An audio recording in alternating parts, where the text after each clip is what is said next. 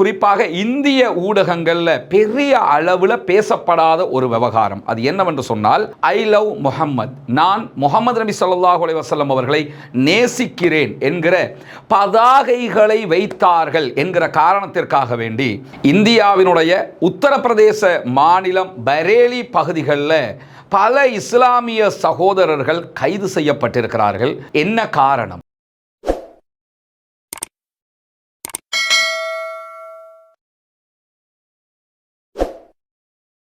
அன்பிற்கினிய சகோதர சகோதரிகளே, நம் அனைவர் மீதும் ஏக இறைவனுடைய அமைதியும் கருணையும் உண்டாகட்டுமாக என்கிற பிரார்த்தனைகளோடு இன்றைய நாளில் நாம் பார்க்க இருக்கிற ஒரு முக்கியமான விவகாரம் என்னன்னா, கடந்த செப்டம்பர் மாதம் 4ஆம் தேதி முதலாக சர்வதேச ஊடகங்களில் மிக காரசாரமாக பேசப்படுகிற ஒரு விவகாரம். குறிப்பாக இந்திய ஊடகங்கள்ல பெரிய அளவில் பேசப்படாத ஒரு விவகாரம். அது என்னவென்று சொன்னால், ஐ லவ் முஹம்மத், நான் முஹம்மது நபி ஸல்லல்லாஹு அலைஹி வஸல்லம் அவர்களை நேசிக்கிறேன் என்கிற பதாகைகளை வைத்தார்கள் என்கிற காரணத்திற்காக வேண்டி இந்தியாவினுடைய உத்தரப்பிரதேச மாநிலம் பரேலி பகுதிகளில் பல இஸ்லாமிய சகோதரர்கள் கைது செய்யப்பட்டிருக்கிறார்கள்.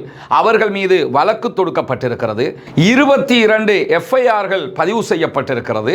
இந்த 22க்குள்ள 2000க்கு மேற்பட்டவர்கள் குற்றம் சாட்டப்பட்டிருக்கிறார்கள்.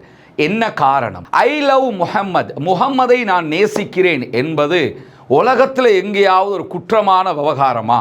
அது கைது செய்கிற குற்றமா என்பதுதான் இங்கு இருக்கக்கூடிய மிக முக்கியமான கேள்வி. என்ன நடந்தது செப்டம்பர் 4ஆம் தேதி? உத்தரப்பிரதேச மாநிலம் என்பது இந்தியாவினுடைய அதிகமான மக்கள் தொகையை கொண்ட ஒரு மாநிலம். குறிப்பாக இந்தியாவில் சென்ட்ரல்ல மத்தியில் ஆட்சியை ஏற்படுத்த போவது யார் என்பதை தீர்மானிக்கிற ஒரு மாநிலமாகவே இந்த உத்தரப்பிரதேச மாநிலம்தான் காணப்படுகிறது. தற்போது உத்தரப்பிரதேச மாநிலத்தினுடைய முதலமைச்சராக யோகி ஆதித்யநாத் என்கிற இந்து மதத்தைச் சேர்ந்த ஒரு சாமியார் ஆட்சி பீடத்திலே இருக்கிறார். இவர் ஆட்சிக்கு வருவதற்கு முன்பதாகவும் ஆட்சிக்கு வந்ததற்கு பின்னரும் கூட பலவிதமான சர்ச்சைகளும் இஸ்லாமியர்கள் மீதான விமர்சனங்களும் கடுமையான நிகழ்வுகளும் சர்வதேச அளவில் பேசப்படக்கூடிய ஒன்றாக மாறிப்போயிருப்பதை நம்ம தினம்தோறும் பார்க்க முடியும். குறிப்பாக புல்டோசர் தாக்குதல்கள் என்கிற ஒன்று யோகி ஆதித்யநாத்தினுடைய அரசாங்கத்துக்கு கீழாக மிகவும் உக்கிரமாக நடத்தப்படுகிற ஒன்றாக மாறியிருக்கிறது. அவருடைய அரசாங்கத்தில் இஸ்லாமியர்கள் மீது ஏதாவது ஒரு குற்றச்சாட்டு முன்வைக்கப்பட்டால் அவர்களுடைய வீடுகள், அவர்களுடைய தொழிற்துறைகள், அவர்களுடைய கட்டிடங்கள் எது இருந்தாலும் அவைகள் புல்டோசர் கொண்டு அடித்து நொறுக்கப்படும், அழிக்கப்படும்.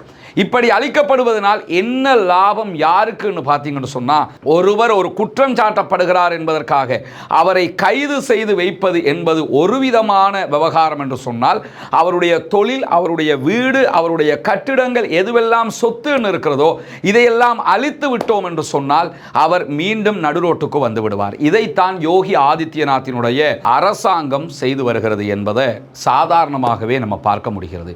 சரி, செப்டம்பர் 4ஆம் தேதி என்ன நடந்தது என்பதை அல் ஜசீராவினுடைய அரபு ஆங்கில பக்கங்கள் நேரடியாக ரிப்போர்ட்டிங் பண்ணியிருக்கிறாங்க. அல் ஜசீராவினுடைய பத்திரிகையாளர்கள் நேரடியாக உத்தரப்பிரதேசத்திற்கு சென்று தொகுத்த செய்திகளை ஒரு மிக நீண்ட ஆர்டிக்கலாக தங்களுடைய பக்கங்களில் வெளியிட்டிருக்கிறாங்க. அதிலே வரக்கூடிய செய்திகளை தான் இந்த இடத்துல நாமும் பார்க்க இருக்கிறோம். செப்டம்பர் 4ஆம் தேதி உத்தரப்பிரதேச மாநிலம் கான்பூர் பகுதிகளில் மீலாதுன் நபி விழா கொண்டாடப்படுகிறது. முஹம்மது நபி ஸல்லல்லாஹு அலைஹி வஸல்லம் அவர்கள் பிறந்த நாளை முன்னிட்டு ஒரு கொண்டாட்டத்தை அந்த பகுதிகளில் இருக்கக்கூடிய இஸ்லாமியர்கள் ஏற்பாடு செய்கிறார்கள். அந்த பகுதி முழுவதும் இஸ்லாமியர்கள் நிறைந்து வாழக்கூடிய பகுதியாக இருக்கிறது. குறிப்பாக உத்தரப்பிரதேசத்தையே நம்ம எடுத்துக்கிட்டோம்னா மொத்த சவுதி அரேபியாவில் இருக்கிற ஜனத்தொகையை விட உத்தரப்பிரதேசத்தில் இருக்கிற ஜனத்தொகை அதிகமானது. இந்திய முஸ்லீம்களில் 3 மில்லியன் 30 லட்சம் மக்கள் முஸ்லீம்கள் வாழக்கூடிய பகுதியாக இந்த உத்தரப்பிரதேசம் இருக்கிறது. அந்த அளவுக்கு மக்கள் தொகையும் அதிகமாக இருக்கிறது. இஸ்லாமியர்களும் அதிகமாக வாழக்கூடிய பகுதியாக இருக்கிறது. சவுதி அரேபியாவின் மக்கள் தொகையை விட அதிகமான மக்கள் தொகை இங்கே இருக்கிறது என்றால் யோசித்து பாருங்கள். இந்த பகுதிகளில் தான் மீலாதுன் நபி விழா கொண்டாட்டம் நடைபெறுகிறது. மீலாதுன் நபி விழா என்பது இஸ்லாத்தில் நபிகள் நபிகள் நாயகம் ஸல்லல்லாஹு அலைஹி வஸல்லம் அவர்கள் தனக்கு பிறந்தநாள் கொண்டாடுமாறு கட்டளையிட்டதும் கிடையாது, அவர்கள் கொண்டாடியதும் கிடையாது.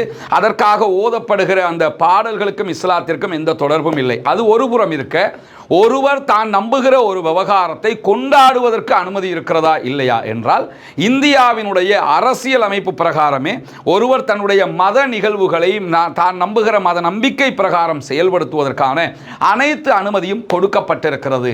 இதே நேரத்தில் ஐ லவ் முஹம்மத் என்பது ஒரு தவறான விவகாரமா, தேச துரோக குற்றமா என்பதுதான் இந்த மக்களுக்காக ஆஜராகக்கூடிய சட்டத்தரணி நீதிமன்றத்தில் எழுப்பியிருக்கக்கூடிய கேள்வியாகவும் இருக்கிறது.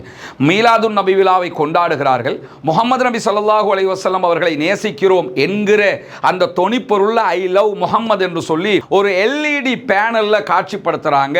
ஐ லவ் முஹம்மது என்று அதில் எழுதப்பட்டிருக்கிறது. ரெட் கலர்ல இதயம் காட்சிப்படுத்தப்பட்டிருக்கிறது. அன்பை காட்டுவதற்காக இதயத்தை வெளிப்படுத்துவது என்பது சாதாரண விவகாரம். அந்த ஒரு விவகாரத்தை தான் அதிலேயும் அவங்க செயல்படுத்தி இருந்தாங்க. இதனை காட்சிப்படுத்தியதற்காக உடனடியாக காவல்துறை நடவடிக்கை எடுக்கிறது. 9 சகோதரர்கள் கைது செய்யப்படுகிறார்கள். அந்த பகுதியைச் சேர்ந்த ஒரு ஆலிமும் கைது செய்யப்படுகிறார். இந்த கைதுகளை தொடர்ந்துதான் இந்த விவகாரம் சூடுபிடிக்கிறது. கைது செய்யப்பட்ட சகோதரர்கள் மீது இன நல்லுறவை சீர்குலைப்பது, மதங்களுக்கு இடையிலான வெறுப்பு பேச்சுக்களை பேசுவது உள்ளிட்ட சில குற்றச்சாட்டுகள் முன்வைக்கப்பட்டுத்தான் காவல்துறை நடவடிக்கைகளை எடுக்கிற போது செப்டம்பர் 21ஆம் தேதி இத்திஹாதே மில்லத் கவுன்சில் IMC என்கிற ஒரு அமைப்பு ஒரு போராட்டத்தை அறிவிக்கிறது காவல்துறையினுடைய இந்த செயல்பாடுகளுக்கு எதிராக. உத்தரப்பிரதேசம் பரேலி பகுதியில் இருக்கக்கூடிய பரேலவி இயக்கத்தின் ஸ்தாபகராக இருக்கக்கூடிய அஹமது ரஸா கானினுடைய வழித்தோன்றலாக சொல்லப்படக்கூடிய மௌலானா தௌஹீர் ரஸான் கான் தலைமையில தான் இந்த ஆர்ப்பாட்ட அறிவிப்பு விடுக்கப்படுகிறது.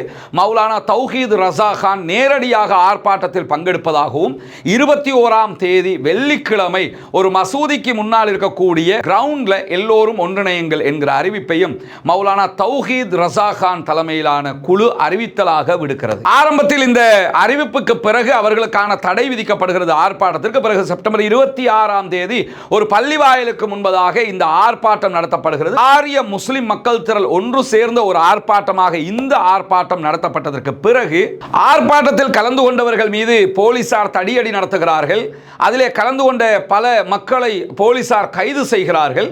இதற்கு காரணமாக என்ன சொல்லப்படுகிறது என்று சொன்னால், ஆர்ப்பாட்டத்தில் பங்கெடுத்தவர்கள் போலீசாரை நோக்கி கற்களால் வீசி அடித்தார்கள், தாக்குதல் நடத்தினார்கள் என்கிற குற்றச்சாட்டு சுமத்தப்பட்டு இவர்கள் கைது செய்யப்படுகிறார்கள். ஆனால் ஆர்ப்பாட்டத்தை நடத்திய தௌஹீர் ரஸா கான் தலைமையிலான குழுவினர் என்ன சொல்றாங்கன்னா, எங்களுடைய யாருமே வன்முறையை கையில் எடுக்கவில்லை, அமைதியாக நாங்கள் ஐ லவ் முஹம்மத் என்கிற பேனரோடு ஆர்ப்பாட்டம் நடத்தி கொண்டிருந்தோம், இதுதான் அங்கே நடைபெற்றது என்று அல் ஜசீராவுக்கு கொடுக்கக்கூடிய பேட்டியில் அவங்க சொல்லக்கூடிய செய்திகளை நம்ம பார்க்க முடிகிறது.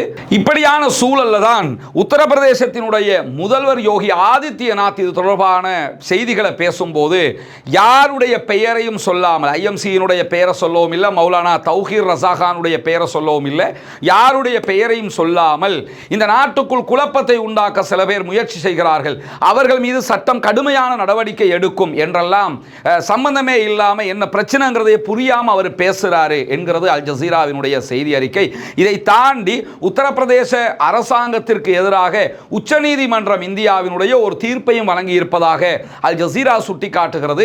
எக்காரணம் கொண்டும் யாருடைய வீடுகளையும் புல்டோசர் பண்ணக்கூடாது, யாருடைய கடைகள் சொத்துக்களையும் நீங்கள் அழிக்கக்கூடாது என்று சொல்லியும் அதை எதிர்த்தும் அதற்கு பிறகும் அவர்கள் பல தடவைகள் இப்படியெல்லாம் செய்கிறார்கள் என்கிற செய்திகளை அல் ஜசீரா சுட்டிக்காட்டுவது மட்டுமல்லாமல் உத்தரப்பிரதேசத்தினுடைய மிகப்பெரிய எதிர்க்கட்சிகளில் ஒன்றாக இருக்கக்கூடிய சமாஜ்வாதி கட்சி இதற்கு பாரிய எதிர்ப்பை வெளியிட்டிருக்கிறது. அதே போன்று இந்தியாவினுடைய பல மாநிலங்களில் இருக்கக்கூடிய பல கட்சிகளும் இதற்கு எதிரான தங்களுடைய எதிர்ப்புகளை வெளியிட்டிருந்தாலும் உத்தரப்பிரதேசத்தினுடைய யோகி ஆதித்யநாத்தினுடைய அரசு அவர்கள் நினைத்ததை தான் செய்து கொண்டிருக்கிறார்கள் என்கிறது அல் ஜசீரா. முஹம்மது நபி அவர்களை நான் நேசிக்கிறேன் என்பது இப்படியும் முடக்கப்படலாம் அல்லது ஒடுக்கப்படலாம் என்பதை உலகுக்கு காட்டுகிற ஒரு ஏற்றுக்கொள்ள முடியாத நிலையாக உத்தரப்பிரதேச மாநிலம் நடந்து கொள்ளக்கூடிய இந்த நடவடிக்கைகள் நமக்கு முன்னால் தென்படுகிறது.